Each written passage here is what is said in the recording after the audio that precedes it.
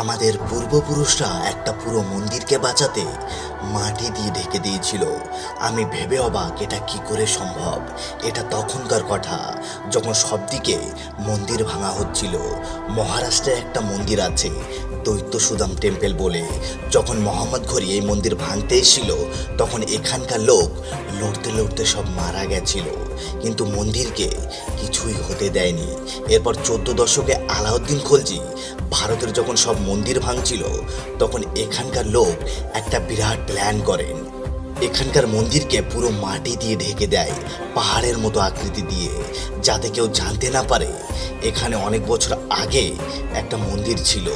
এরপরে অনেক বছর কেটে যায়, তখন কেউই জানতে পারে না এই পাহাড়ের নিচে একটা মন্দির থাকতে পারে বলে।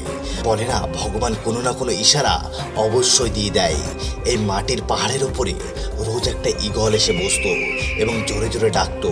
তখন গ্রামের লোক এটা লক্ষ্য করে বলল, এখানে রোজ কেন ঈগল এসে বসে? তখন গ্রামের লোক ভাবলো এখানে একটা ভগবান বিষ্ণুর মন্দির বানিয়ে দেওয়া উচিত।